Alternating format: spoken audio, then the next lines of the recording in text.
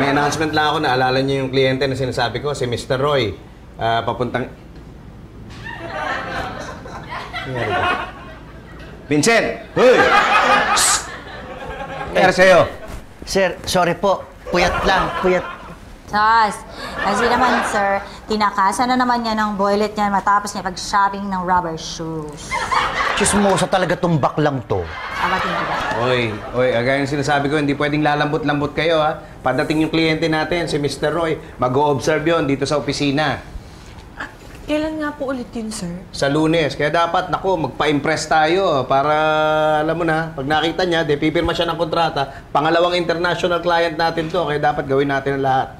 Yes. Di ba, sir, pupunta din po siya sa planta? Oo, pero mauna siya dito, kaya dapat pag nakita niya, magulat siya sa makikita niya.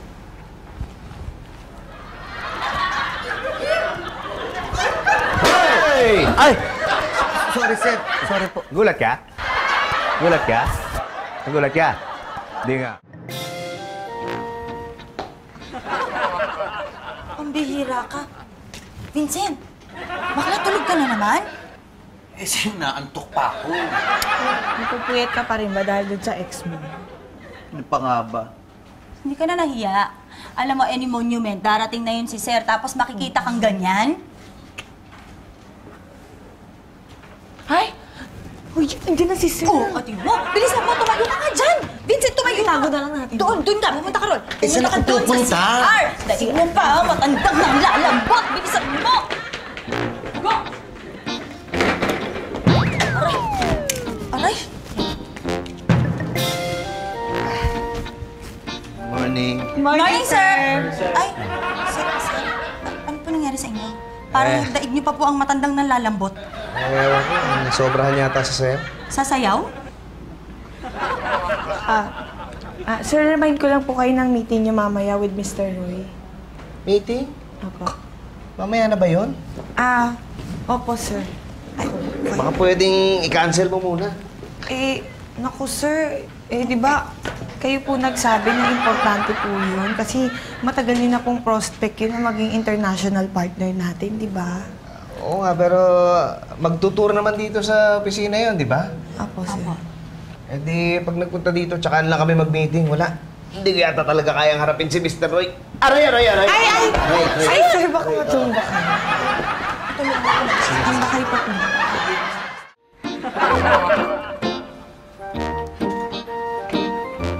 Naku naman. Grabe to si Vincent. Umalis tayo kanina para mag-lunch tulog. Ngayon, tulog pa rin. Buti na lang wala si sir.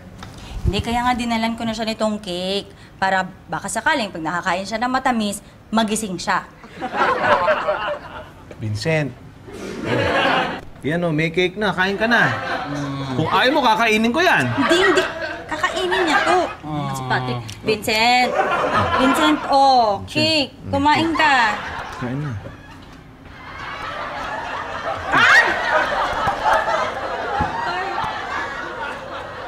Ano ba yan? Eh, kasi naman tulog ka ng tulog eh. Kahit na ba eh. Meron akong ipapatry sa'yo na energy drink. Inumin mo para tumaas yung energy mo. Totoo. Una. Inumin mo yan, ha? Okay. Kainis kayo? Kainis. Kami nga sub-sub sa trabaho, ikaw sub-sub sa cake. Hira ka talaga, oh. Sige na. Oo na.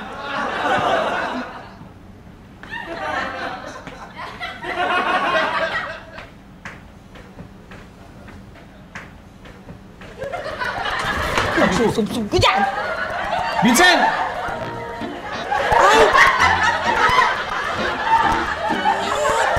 Sayang. Ito, tsaka ito. Masarap. Yung mga special. Good morning. Oy, Pitch. Morning, Ano nangyari sa'yo? Sobrahan niya ako dun sa dance game ni Clarissa. Grabe, sakit na buong katawan ko.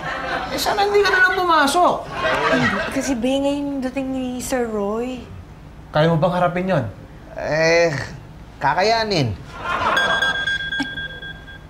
Hala! Sir, parating na daw si Mr. Roy. Hindi kayo pwede makita ang ganyan, sir. Patrick, dali mo siya, sir. Doon, bilis. Halika ka na! Ito sa CR!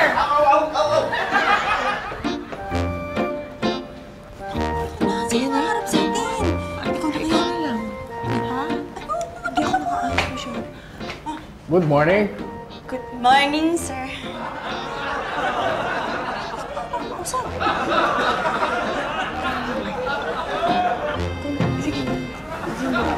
Hello! Oh!